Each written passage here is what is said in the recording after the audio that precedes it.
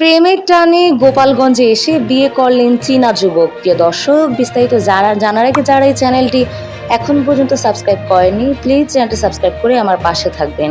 প্রেমের টানে সব বাধা পেরিয়ে সুদূর চীন থেকে গোপালগঞ্জে ছুটে এসেছেন লিউ লিসিয়ান নামে এক চীনা যুবক।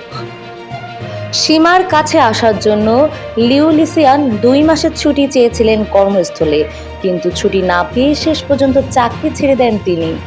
অবশেষে গত বৃহস্পতিবার রাত 2টার দিকে ঢাকার হযরত শাহজালাল আন্তর্জাতিক বিমানবন্দরে পৌঁছান লিউ লিসিয়ান। ঢাকার একটি হোটেলে ওঠার পর সীমার বাবা নিজেই গিয়ে তাকে গোপালগঞ্জে নিয়ে আসেন। এরপর শুরু হয় নতুন জীবনের পথ চলা। বিয়ের পর সীমা বলেন, আমি খুব খুশি, ও সত্যি আমাকে ভালোবাসে বলেই এত দূর থেকে এসেছে। ওর মতো ভালো মানুষ পাওয়া ভাগ্যের ব্যাপার। চীনা তরুণ লিউ লিসিয়ান বলেন, সীমা খুব ভালো মানুষ। আমি সত্যিকারের ভালোবাসার টানে বাংলাদেশে এসেছি।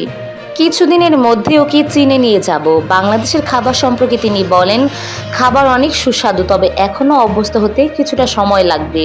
সীমার পরিবার জানায়, প্রথমে একটু দুশ্চিন্তায় ছিলাম, কিন্তু ছেলেটির ব্যবহার ও আন্তরিকতায় বুঝেছি সে সত্যি ভালো মনের মানুষ। স্থানীয়রা এই ব্যতিক্রমী প্রেম ও সাহসের সিদ্ধান্তকে স্বাগত জানিয়েছেন।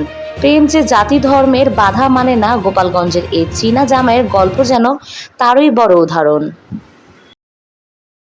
তার বাড়ি গেছে, তার বাবা মার সাথে পরিচয় করাই দিয়েছে এবং তাদের অনুমতি নিয়ে তারপরে সে ভিসার জন্য অ্যাপ্লাই করছে।